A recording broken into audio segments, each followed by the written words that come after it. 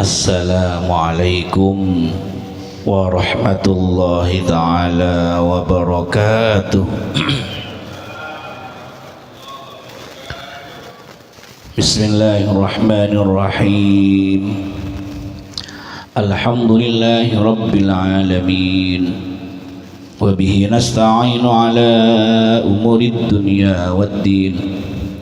Wassalatu wassalamu ala ashrafil anbiya'i wal mursalin Sayyidina maulana Muhammadin wa ala alihi wa sahbihi ajma'in.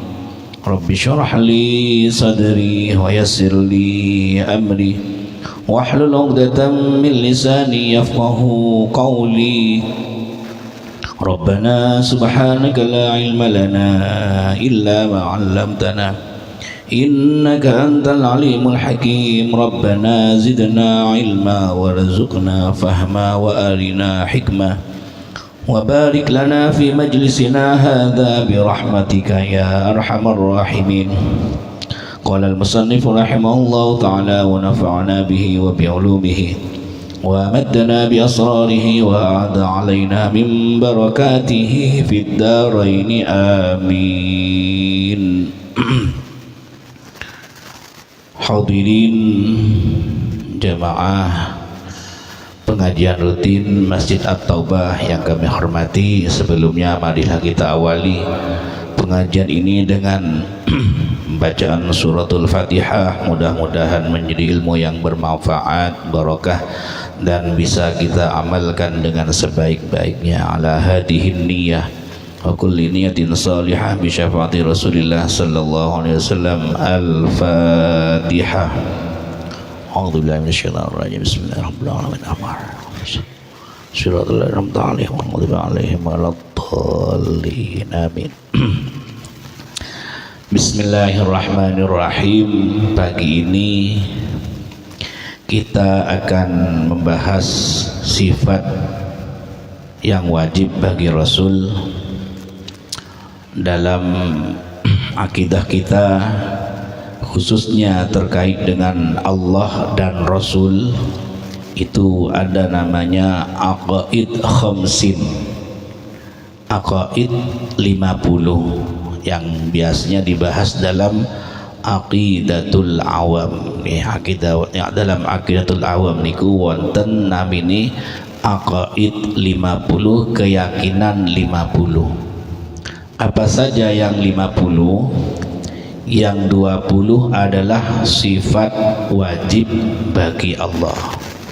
Wujud, qidam, baqa ila akhirih, semuanya berhubungan dengan Allah Subhanahu wa ta'ala.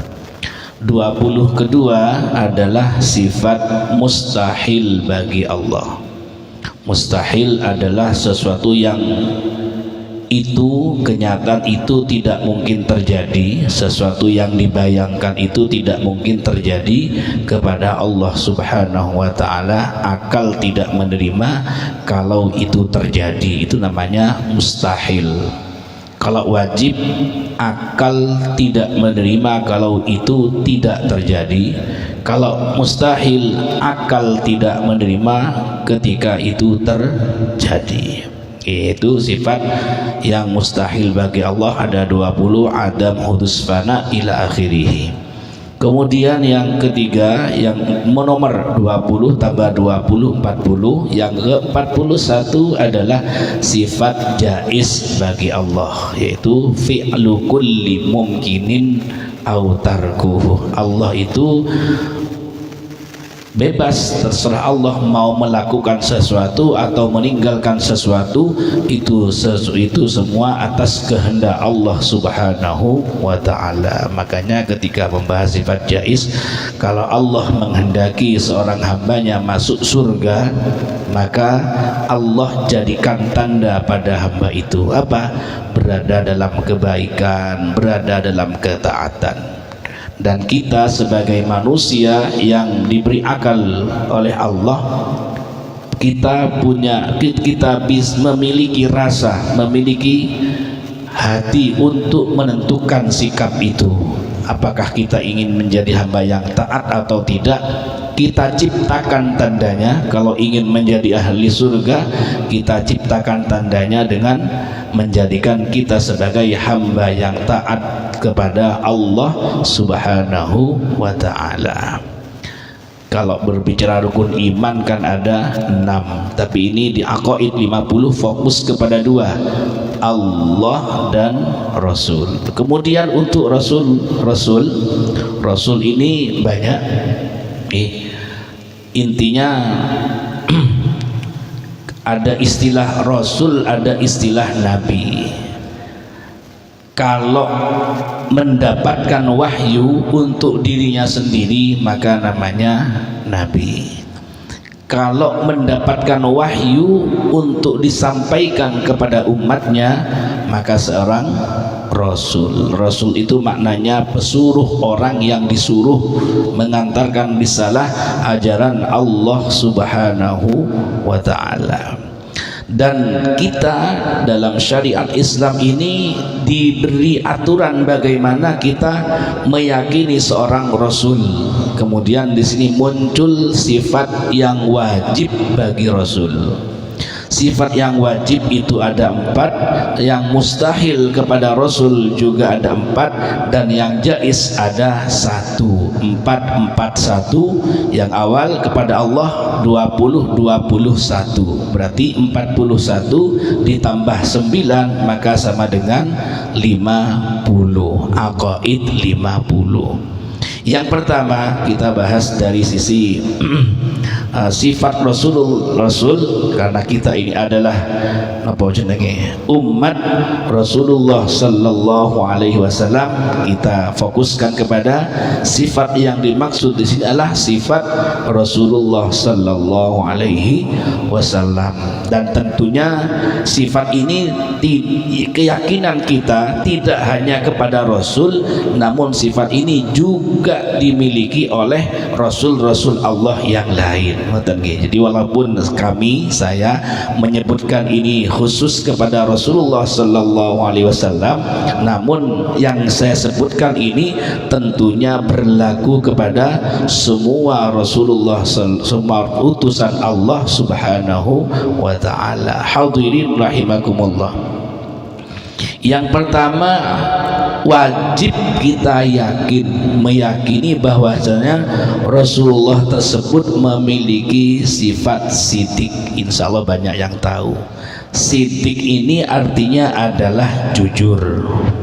Jujur itu adalah menyampaikan kebenaran.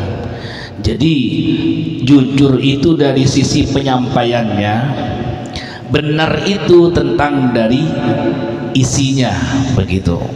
Hampir sama sebetulnya. Kalau sesuatu itu sesuai dengan realita maka kita katakan kebenaran. Ketika sesuatu itu disampaikan kok tidak sesuai dengan realita maka kita katakan salah. Salah, benar, dan salah. Benar itu adalah persesuaian pengetahuan dengan realita. Ini kalau saya katakan ini adalah HP, pengetahuan saya mengatakan ini HP, maka sesuai sudah. Pengetahuan saya katakan ini HP. Antara pengetahuan dengan realita sesuai.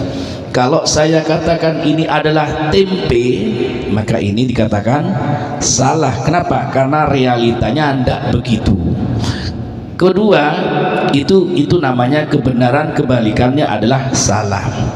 Kemudian jujur dan bohong, di mana jujur itu adalah penyampaian kita. Jadi apa namanya? Penyampaiannya.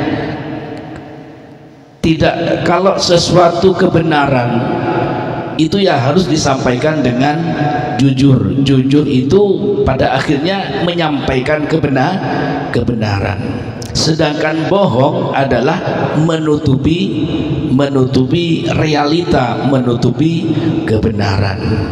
Kita sebagai umat, sebagai umat Nabi Muhammad sallallahu alaihi wasallam wajib meyakini bahwasanya Rasul itu jujur, artinya menyampaikan kebenaran. Ini kalau saya bawa ke dalam ilmu mantik atau logika, kebenaran itu pembuktiannya ya realita, okay? Benar itu kalau versi mantik itu ya sesuai realita, karena nanti ada istilah benar versi ilmu agama, nanti lintas kebenaran nanti beda. Kalau menurut fikih benar itu bukan sesuai realita, nopo? Sesuai ajaran, mengamalkan sesuai ajaran Islam niku dikatakan benar. Maka sering kita katakan, sering kita mendengar ora sekabehane wong bener iku pinter, ora sekabehane wong pinter niku bener. Ada orang itu bener meskipun ti ora pati pinter, ada juga orang pinter tapi ora bener. Ngoten nggih. Mending jadi orang benar walaupun tidak begitu pandai daripada jadi orang pandai tapi tidak benar. Cuma akan lebih utama jadi orang itu pandai dan benar. Lah benar di sini maksudnya adalah tentang ketaatan. Jadi kalau menurut yang ini adalah benar itu kalau orang itu mengamalkan agamanya dengan baik, wih wong bener ngoten. Kalau orang itu tidak mengamalkan ajaran agamanya dengan tidak baik, mengamalkan ajarannya dengan tidak baik, suka durhaka padahal dia pandai, maka kita katakan orang benar, kan begitu. Ini benar versi ilmu fikih, bukan menurut ilmu logika. Gampangnya begini, kalau di sebelah ini, di sebelah masjid ada orang sedang berzina misalnya, melakukan maksiat. Kemudian saya tanya, Pak lagi ngapain? Nah, kalau dia jawab saya lagi berzina, niku bener napa boten? Kalau menurut ilmu logika bener. Kalau dia baru bilang saya lagi cuci baju, baru salah. Wong dia berzina kok bilangnya cuci baju, baru salah. Kenapa? Menyampaikan tidak sesuai dengan realita. Itu kita katakan benar. Tapi kalau kata fikih, mosok wong zina bener kan? Itu kan nanti kan. Nah, maka di sini itu maksudnya benar menurut logika, artinya apa? Menyampaikan sesuai realita. Tapi kalau menurut agama tetap saja dikatakan salah. Kenapa? Karena agama patokan kebenaran adalah persesuaian dengan ajaran syariat Islam. Hadirin rahimakumullah. Kemudian jadi kalau kita masuk nanti banyak lagi versi kebenaran itu. Ada kebenaran sifatnya subjektif, ada kebenaran sifatnya objektif. Ngoten nggih. Kalau objektif itu fokus kepada yang dinilai, penilaian seseorang murni karena objeknya. 1 tambah 1 2, dan biasanya ada dalam matematika. Sekarang matahari telah terbit, itu kebenaran yang sifatnya objektif. Ada kebenaran yang sifatnya subjektif, itu adalah kebenaran penilainya menurut penilai, versi-versi. Termasuk ulama berijtihad, memang di situ harus objektif, namun terkadang pada akhirnya tidak bisa menghindari sesuatu yang sifatnya subjektif. Seperti itu. Saya analogikan, ada sapi jalan-jalan di pinggir kali, kemudian ketemu dengan temannya jerapah. Kemudian si sapi tanya, wahai jerapah, kalinya dalam atau tidak, dalam atau dangkal? Si jerapah bilang, oh enggak begitu dalam, cuma sampai leher. Akhirnya si sapi nyemplung. Pas nyemplung sapinya tenggelam. Katanya enggak dalam, kok sampai tenggelam saya? Lah iya, kalau saya kan nyampe leher. Masalahnya jerapahnya lehernya panjang, sedangkan sapi kan tidak, akhirnya tenggelam. Kata si sapi, ternyata kebenaran itu hanya berlaku untukmu, bukan untukku, begitu. Jadi namanya kebenaran yang sifatnya subjektif. Penilaian ganteng dan cantik itu juga sifatnya subjektif. Jenengan memiliki kriteria ganteng seperti apa, itu tidak bisa harus seperti ini dan harus dipaksakan kepada orang lain, tidak bisa. Termasuk bahagia itu sebetulnya sifatnya subjektif. Maka jangan menilai kebahagiaan, mengukur kebahagiaan orang lain dengan diri kita.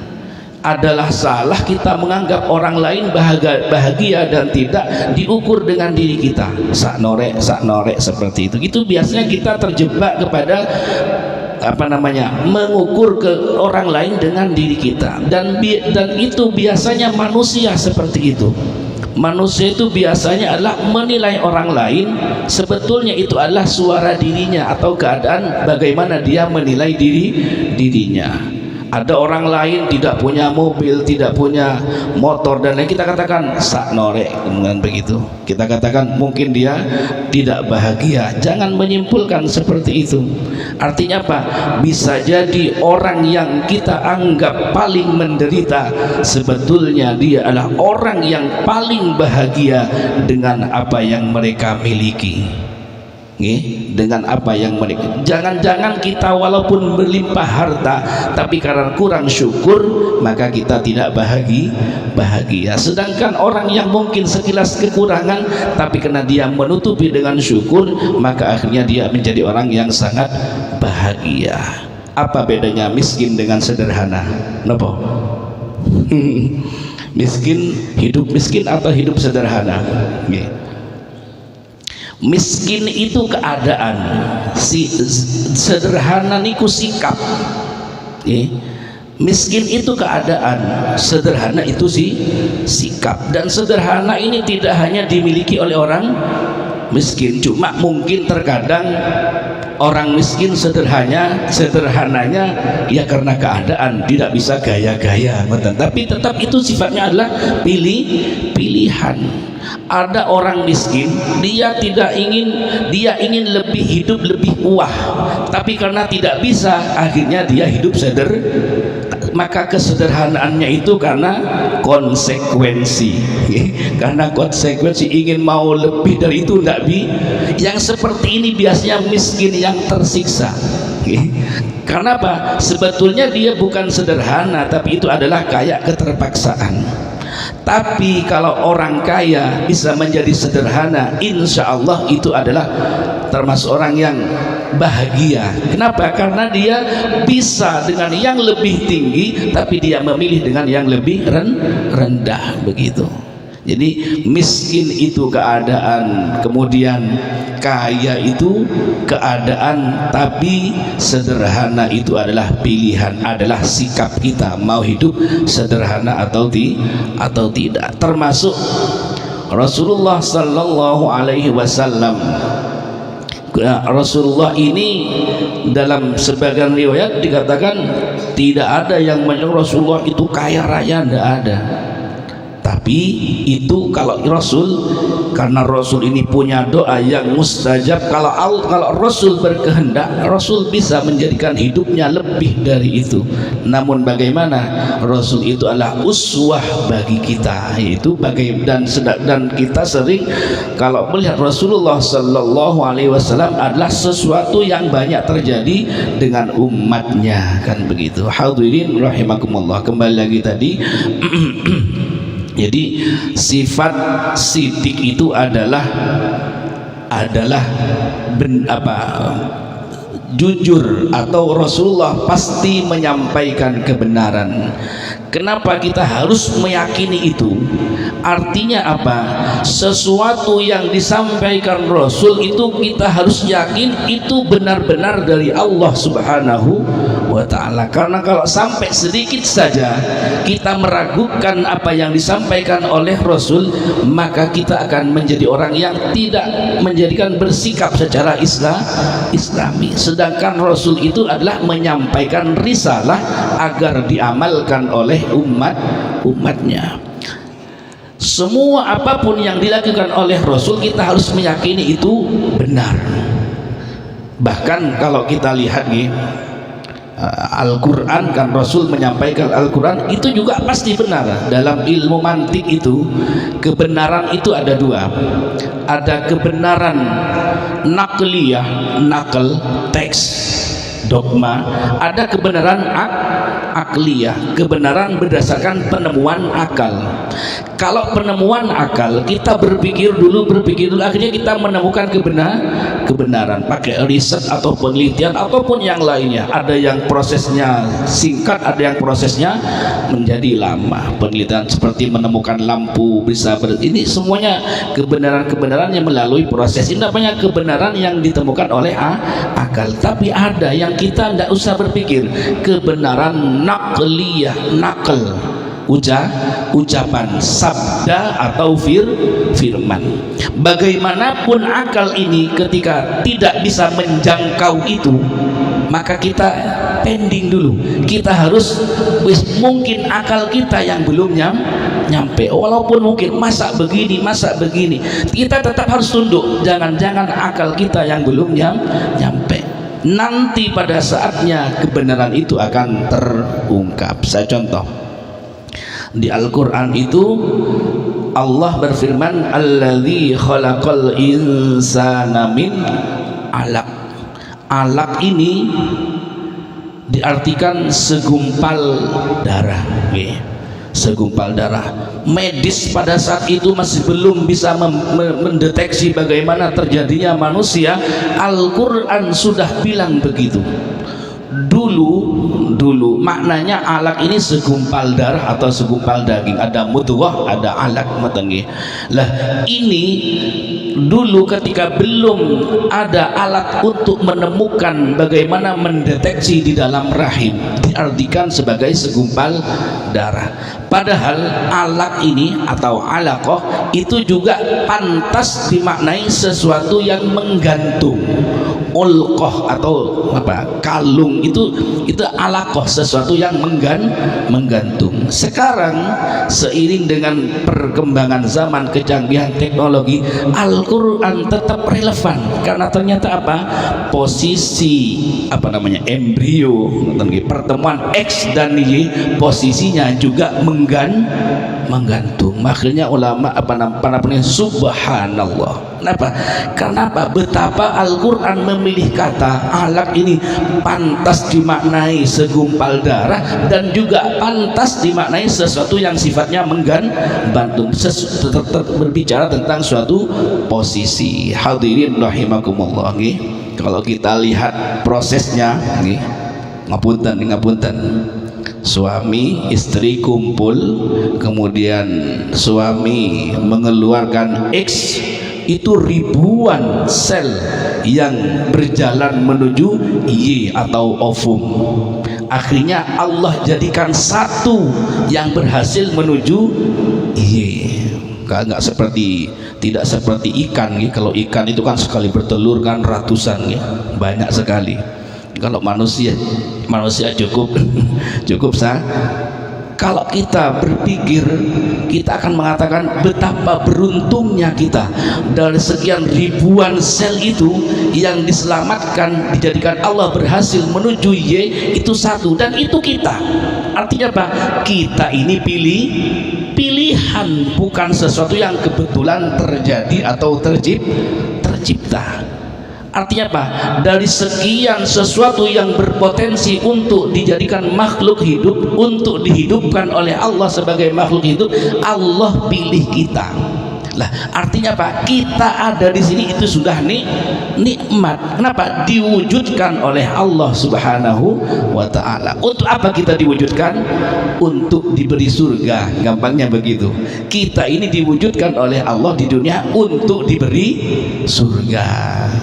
Cuma nanti apakah langsung masuk surga? Lah ini nanti liyabluwakum ayyukum ahsanu amala. Di dunia ini bagaimana kita berproses menjadi hamba yang pantas untuk diberi surganya Allah Subhanahu wa ta'ala. Kalau kita lihat ayatnya, wa ma khalaqtul jinna wal insa illa liya'budun. Dulu pernah saya bahas, liya'budun itu proses, kemudian surga itu adalah hasil. Kita level yang paling tinggi itu adalah al-abid. Sebetulnya ada yang mengatakan, kami pernah membaca, kekasih dengan hamba itu lebih tinggi levelnya hamba daripada kekasih.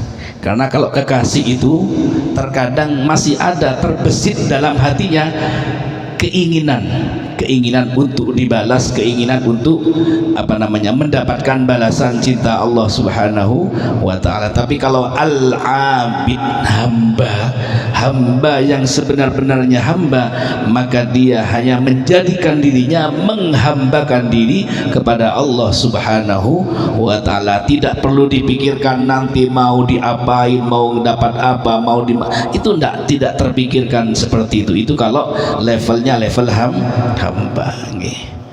Kalau kita bahas ilmu tasawuf, kita ini kayak tidak ada apa-apanya. Tidak ada apa-apanya. Dengan sering kita menyampaikan hidup itu antara syukur dan sabar. Syukur itu biasanya kalau enak, kalau sabar biasanya kalau tidak enak. Dan Al-Quran berbicara itu, syukur dan sabar. Artinya begini, ada suatu kondisi seseorang itu merasa tidak enak menjalani hidupnya sehingga dia dituntut untuk sabar. Ini kalau di level tasawuf itu sudah masuk ke syukur semua nanti. Kenapa? Karena tidak ada yang tidak enak, semuanya enak, walaupun menurut pandangan orang sekitar itu tidak enak. Makanya ilmu kita ini kan ada tasawuf, ada ilmu fikih, dan fikih ini terkadang banyak membela orang awam. Dalam fikih itu ada aturan begini, makruh mengukir masjid atau mushola atau sesuatu apapun itu yang membuat jamaahnya tidak khusyuk. Hukumnya makruh, termasuk berpakaian secara pribadi, pakai pakaian yang membuat orang makmum belakangnya menjadikan tidak khusyuk. Misalnya jenengan ibu-ibu mau kenanya ada gambarnya melati atau mawar atau apalah begitu, sehingga yang belakang mikir iki kembang apa iki, melati apa mawar iki, modelnya koyok mawar tapi kok gak abang. Ini kan menjadikan orang belakangnya kan mikir, itu hukumnya makruh. Nah, kenapa ada hukum makruh? Ini yang dibela adalah orang-orang yang sholatnya adalah dikhawatirkan tidak khusyuk. Kalau pakai ilmu tasawuf itu salah nanti. Lapo mikir wong sing orang yang pakai mukayanan berukir, kalau tidak khusyuk ya salah kamu tidak khusyuk. Jangan menyalahkan orang yang pakai pakaian itu. Nah itu kan, ini kalau pakai tasawuf semua nanti bisa rusak semua nanti. Artinya terkadang kita perlu beramal secara zahir pakai ilmu fikih. Penampakan kita kepada orang lain pakai ilmu fikih. Kenapa? Karena rata-rata di sekitar kita levelnya masih level fikih. Tentang orang lupa, Abu Hanifah radhiyallahu an pernah ditanya, wahai Abu Hanifah, bagaimana kalau ada orang sholat dia lupa dengan rakaatnya? Apa jawab Abu Hanifah? Kamu mau saya jawab pakai ilmu fikih atau ilmu tasawuf? Kemudian orang ini menjawab, saya minta jawaban kedua-duanya. Apa? Oh, kalau menurut fikih, kalau lupa dengan rokaatnya tinggal mengambil sikap yang yakin yang mana, yang sedikit. Kalau antara 2 dan 3 berarti 2, kalau antara 3 dan 4 berarti 3, kemudian nanti sujud sahwi. Mudah fikih. Kenapa sistematis begitu? Wis pokoknya begitu. Kalau menurut ilmu tasawuf gimana? Kalau menurut ilmu tasawuf kamu dosa besar. Masa iya ada orang melakukan sesuatu lupa dengan yang sedang dikerjakan? Kan aneh. Jenengan makan, posisi sedang melakukan makan, masa lupa makan? Kan aneh sebetulnya. Ada orang melakukan sesuatu, dia lupa dengan yang sedang dikerjakan. Pikirannya kemana kan begitu? Maka sholat ini adalah sesuatu perbuatan yang sebetulnya kontak kita sekali alifnya Allah Akbar sampai mimnya assalamualaikum, itu adalah kita ini milik Allah Subhanahu wa ta'ala. Lah kalau kita sudah ini sudah menjadi milik Allah, kenapa pikiran kita masih selain Allah? Nah ini kan perlu dipertanyakan. Maka ini kalau ilmu tasawuf ini, wah itu salah, artinya termasuk bahkan dikatakan dosa besar nanti begitu. Kenapa? Karena levelnya level tasawuf. Jadi cuma begini, pernah ada bahasa lagi, hasanatul abror sayyiatul muqarrabin. Sesuatu yang luar biasa bagi orang biasa itu biasa bagi orang yang luar biasa. Kami ulang, sesuatu yang luar biasa bagi orang biasa itu biasa bagi orang yang luar biasa. Artinya terkadang suatu luar biasa itu selalu mengikat dengan siapa pelakunya begitu. Anak kecil berumur 1 tahun atau 2 tahun, dia huruf bacaannya sudah jelas, bisa bilang ayah ibu, kita katakan wih pinter kan begitu nih. Bilang ayah ibu kita katakan pinter. Kenapa? Suara. Karena ketika anak kecil 1 tahun 2 tahun, patokan pinternya adalah suaranya jelas. Coba dia umur 20 tahun cuma bisa bilang ayah ibu, kita katakan bodoh kamu. Bosok umur 20 tahun cuma bisa bilang ayah ibu. Kenapa? Artinya apa? Bukan saatnya kalau 20 tahun itu cuma bisa ayah dan ibu. Tapi kalau umur 2 tahun sudah bisa bilang ayah ibu, itu prestasi yang luar biasa kan gitu kan? Wah luar biasa, pintar sekali, 2 tahun sudah bisa bilang ayah dan ibu. Hadirin rahimakumullah. Maka sebetulnya kita ini sudah levelnya jangan difikih terus nih. Sudah levelnya sudah mulai berpadu dengan ilmu tasawuf. Saya cuma menyampaikan usahanya masing-masing bagaimana caranya kalau kita beramal bukan hanya sekedar melepas kewajiban, tapi didasari kita ini hambanya Allah dan rasa senang kepada Allah Subhanahu wa ta'ala. Kalau hanya sebatas fikih, wis sing penting mari ibarat makan. Jangan makan tujuannya berapa?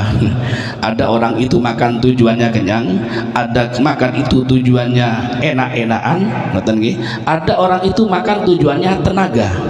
Apa? Tenaga, energi. Jadi kalau tujuannya energi, wis yang penting makan sudah dapat energi, selesai. Makan tujuannya kenyang, wis yang penting kan kenyang. Ada orang itu makan itu tujuannya lah kenikmatan. Kenapa? Nikmat merasakan sedang makan, lidah ingin merasakan nikmatnya makanlah. Yang seperti ini akhirnya apa? Dia kalau dia tidak kenyang ingin selalu makan terus, tapi karena kenyang akhirnya berhenti. Ibadah ini nggak ada kenyangnya sebetulnya. Kalau sampean bisa ibadah, nikmat beribadah. Masalahnya kita merasa nggak nikmat ibadah, jadi kayak kenyang kurung wayai. 2 rakaat sudah nggak mau nambah dengan qobliyah dengan ba'di, itu karena hilangnya rasa dalam ibadah kita. Maka sering kita berdoa, ya Allah jadikanlah nikmat yang engkau berikan kepadaku ini menjadi ibadah, dan jadikan ibadahku ini menjadi nikmat. Nikmat jadi ibadah menjadi nikmat. Hadirin rahimakumullah. Ini kami menyampaikan terlalu meluas, ini akhirnya ada yang terbesit tadi mau disampaikan lupa lagi. Ya, kembali lagi. Jadi berbicara tentang kebenaran tadi dikatakan, saya contohkan tentang embrik tentang itu kita yakin bahwasanya yang dari Al-Qur'an itu benar. Yang kedua, contoh dalam Al-Qur'an ada pembahasan yas'alunaka 'anil mahid qul huwa adam fa'tazilun nisaa fil mahid, kan begitu. Mereka bertanya tentang masalah haid. Al-Qur'an menjawab qul huwa adan, itu adalah kotoran. Kotoran beda dengan penyakit. Ini kenapa para sahabat bertanya tentang itu? Karena dulu ketika sebelum ada ayat ini, wanita yang sedang haid itu dianggap seperti najis, tidak dibarengi makan, disuruh makan di luar, bahkan ada yang diikat di pinggir pohon di luar rumah. Kenapa dianggap najis? Dianggap pada saat itu dia menjadi sumber malapetaka. Al-Quran menjawab huwa adan, itu adalah kotoran yang sifatnya adalah fitrah. Manusia ini kan tercipta dari tanah. Kita ini buang kotoran lewat belakang, tapi juga ada di pori-pori tubuh ini muncul, kalau kita katakan bolot, itu kan ada di dalam tubuh kita ini. Untuk wanita kotorannya ada yang masuk keluar di dalam rahim. Di dalam rahim itu muncul banyak kotoran di situ dan akan menjadi darah, dan pada saatnya kalau sudah banyak penuh akan keluar dengan sendirinya. Itu namanya fitrah. Fitrah itu tidak boleh dibenci, tidak boleh dibenci. Memang fitrahnya begitu. Seperti kita ngantuk, bagaimana itu fitrahnya begitu. Saya singgung, termasuk ngentut itu juga ngentut niku fitrah. Nopo kentut niku nopo? Kami baca definisinya kentut niku lucu. Nopo? Kentut itu adalah angin yang terperangkap dalam tubuh, kemudian melewati jalan sempit dan sengit, kemudian keluar terjepit dan menjerit. Terjepit dan menjerit niku kentut niku. Kalau ada orang lain ngentut niku salah napa boten? Terkadang kalau yang ngentut itu orang yang kita cintai, wah enak ambu duren ngoten ya. Tapi kalau orang yang ngentut itu orang yang kita benci atau orang biasa, kita katakan bau sekali. Apa penilaian di sini? Terkadang ada sesuatu itu dibenci bukan karena detiahnya itu salah, tapi apa? Karena siapa pelakunya. Jadi terkadang ada sesuatu itu dinilai salah karena siapa pelakunya. Kalau orang yang melakukan orang yang kita senangi, wah bener awam. Sama dengan cerita itu, apa? Berbicara atau apapun itu kan harus sesuai dengan kondisinya. Salah sesuai kondisinya kita akan dikatakan salah. Itu namanya muqtadul hal kalau dalam ilmu balaghah. Persesuaian antara sikap dengan realita. Jadi kalau mau cukur kumis pakai silet, kalau mau tebang pohon pakai kapak, itu namanya sesuai. Jangan dibalik. Kalau dibalik, potong tebang pohon pakai silet lama.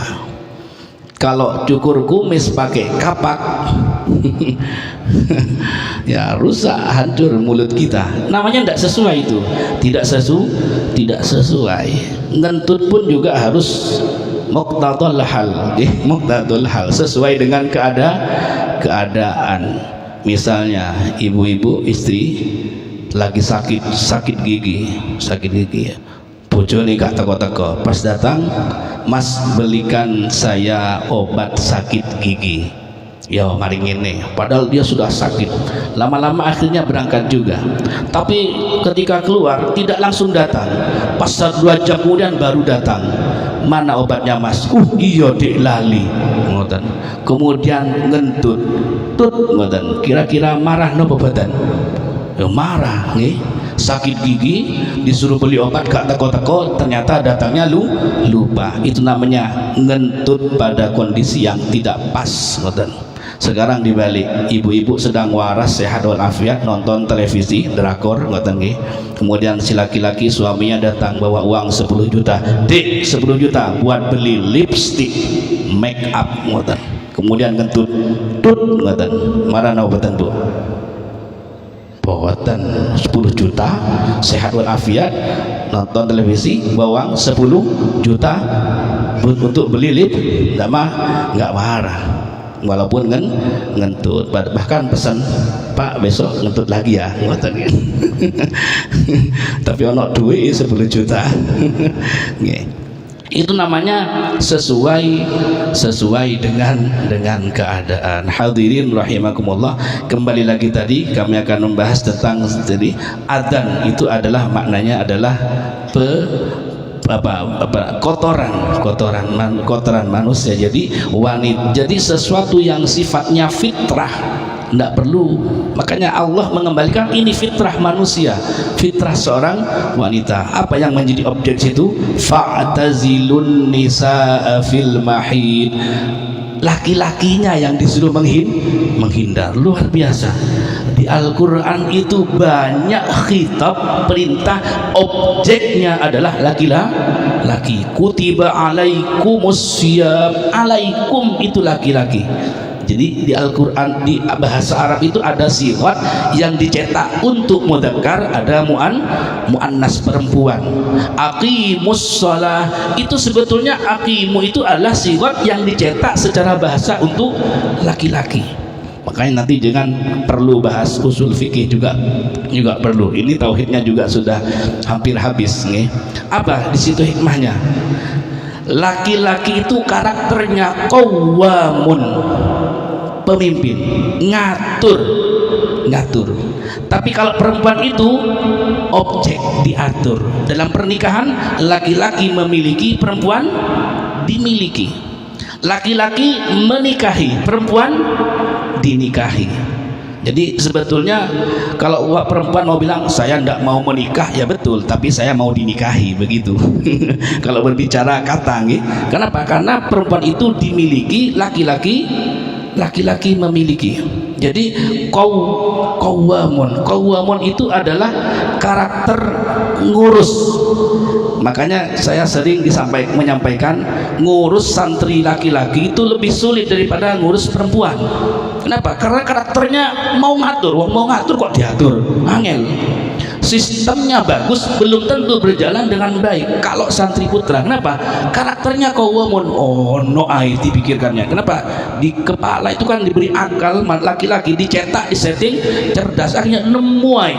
Makanya nakalnya laki-laki dengan anak perempuan kan beda, beda. Kenapa? Karena di situ karakternya qawwamun. Tapi kalau perempuan ini wanita, ya, wanita itu kalau kata orang Jawa ya wani, jenenge ae wanita. Nek gak wani jenenge wedita, ngoten nggih.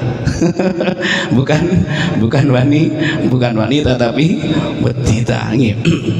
Kembali lagi tadi. Jadi karakternya adalah qawwamun, itu adalah laki-laki. Sedangkan kembali lagi tadi tentang khitab. Lah akhirnya apa? Dalam Al-Quran itu diputus dan semua teks berbicara teks.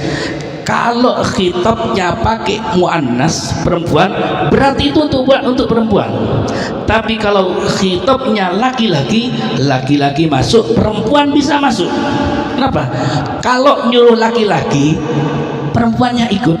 Kalau nyuruh perempuan, belum tentu laki-lakinya belum lagi ikut. Makanya bahasanya kalau cari ibu-ibu, ancen wong lanang ku ngono, egois. Memang begitu. Artinya apa? Khitabnya Allah langsung kepada mudzakarnya, laki-laki. Aqimus shalah, kutiba alaikum, gitu. Coba bahasanya, kutiba alaikunna, diwajibkan wahai perempuan kamu untuk puasa. Apa aja laki-laki? Ya iku awakmu, aku enggak, ngoten. Tapi karena alaikum itu laki-laki, ya aku wajib, awakmu ya wajib, masa aku puasa dewian, gitu. Akhirnya ada ada dalam ilmu usul fikih itu terkadang hukum itu dibangun tidak cukup melihat teks, tapi juga bagaimana Rasulullah memberlakukan teks itu. Paham ya? hukum itu sumbernya dari Al-Quran hadis, tidak cukup dengan melihat teksnya, tapi bagaimana Rasulullah memberlakukan hukum itu. Walaupun di Al-Quran bilangnya pakai kum laki-laki, tapi dalam realitanya Rasul memberlakukan kepada perempuan juga, maka teks laki-laki itu sifatnya perwakilan, bukan pemberlakuan khusus, bukan. Kalau di Al-Quran harus disebut semua, alaikum wa alaikunna, wah nanti tidak cukup 30 juz, nanti bisa jadi 60 juz. Okay?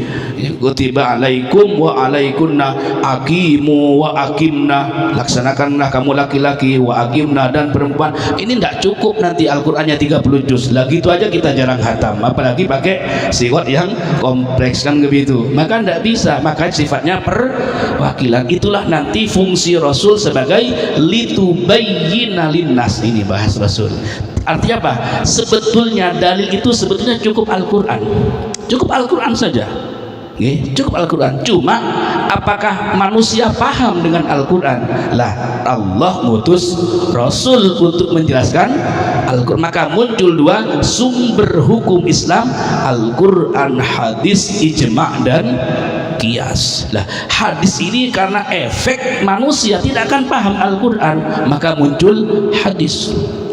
Termasuk tadi ketika Al-Quran pakai sifat mudzakkar laki-laki, apakah cukup itu? Kalau kita yang memahami mungkin kita akan mengatakan yus lanang tok iku gitu kan. Tapi karena Rasulullah memberlakukannya untuk perempuan, maka sifat mudzakkar itu sifatnya perwakilan tapi berlaku kepada semuanya. Memang terkadang ada hukum itu perlu dipilah-pilah, mana yang laki-laki dan perempuan, mana yang perempuan saja, itu ada. Ada seperti menjalani iddah gitu. Menjalani iddah itu harus perempuan, laki-laki tidak wajib. Loh kok bisa? Karena kembali lagi tadi itu maqasidus syariah. Maqasidus syariah, tujuan syariat itu ada 5. Nah, cukupin nanti waktunya. Maqasidus syariah, tujuan kenapa syariat itu ada 5. 1, hifdziddin, menjaga agama. Makanya ada la ikraha fiddin qad tabayyana ar-rusydu minal ghayy. Tidak ada paksaan dalam agama, tapi jangan dipahami bebas memilih agama. Ini salah. Jadi tidak ada paksaan dalam agama. Maksudnya apa? Pilihlah agama dengan tidak terpaksa, begitu maksudnya. Bukan kemudian berarti semua agama itu benar. Kenapa? Buktinya tidak ada paksaan dalam agama. Itu namanya kesimpulan yang salah.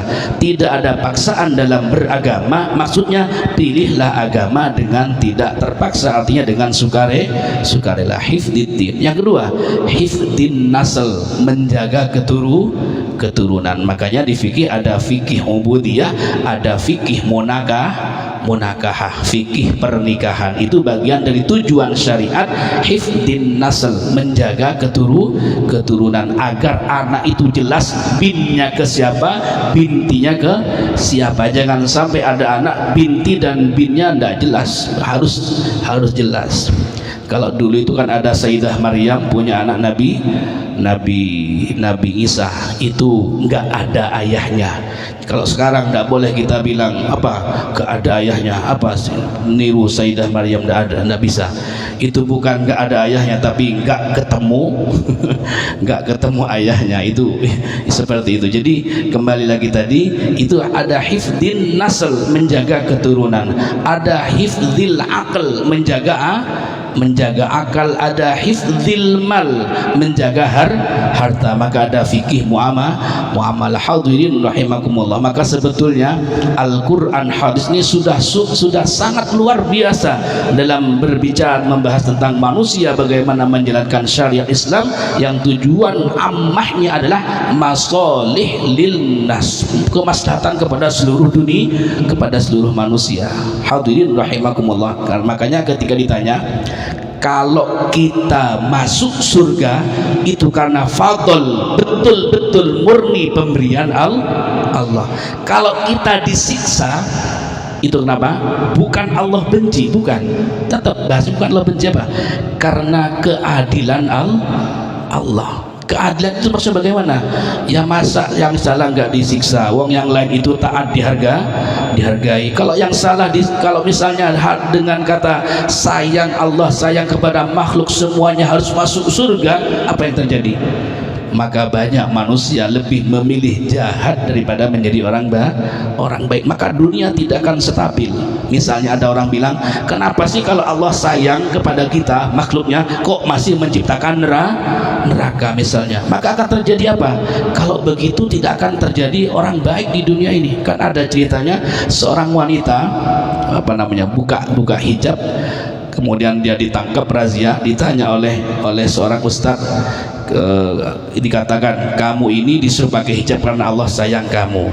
Terus kalau Allah sayang saya kenapa? Ya makanya kalau Allah sayang kamu, Allah menerapkan hukum hijab itu.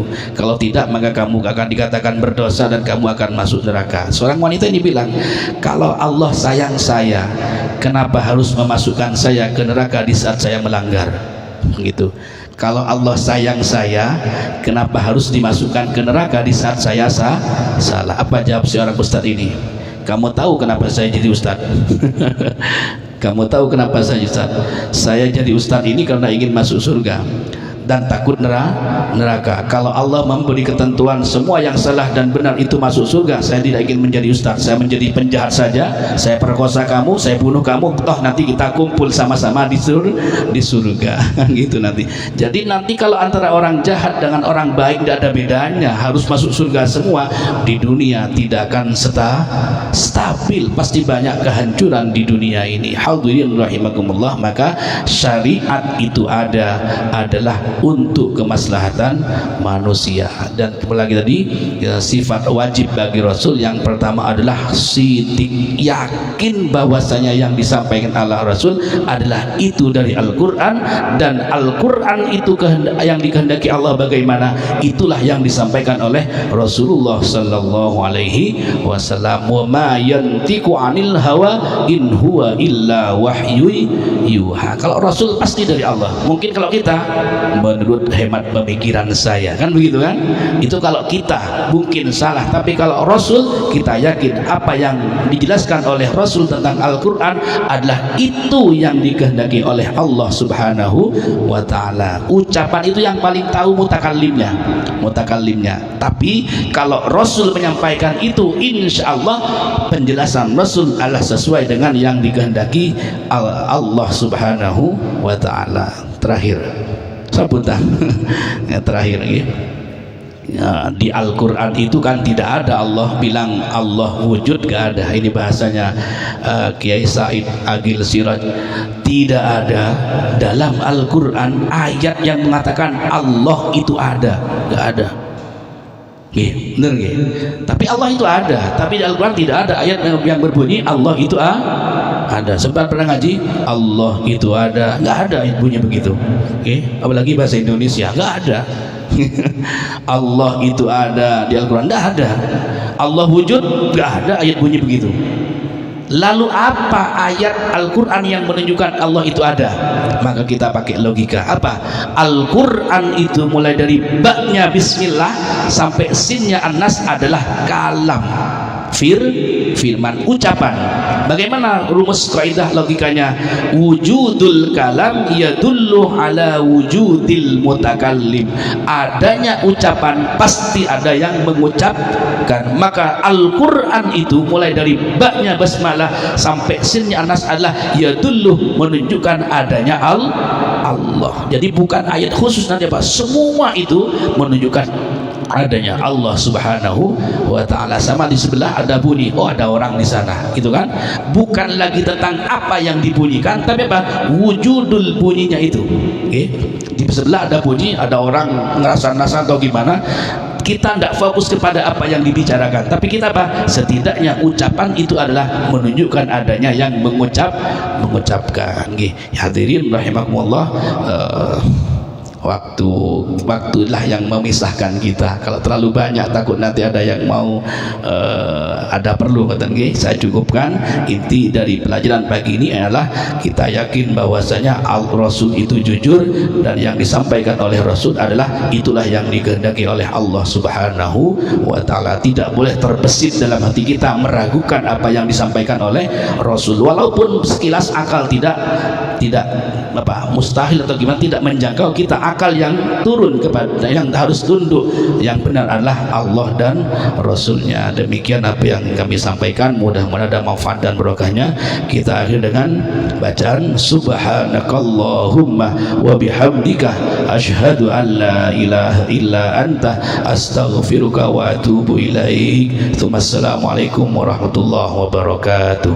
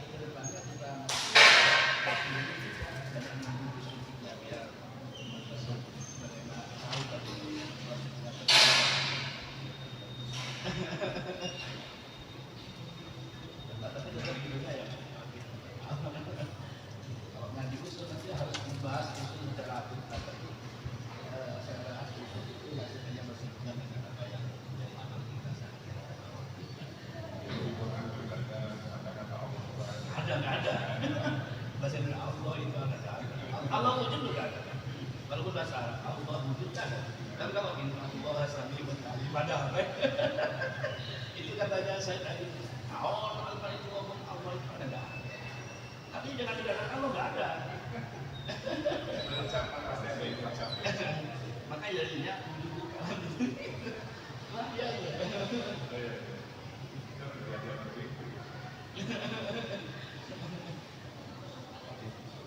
Ucapan kan, berarti ada yang mengucap.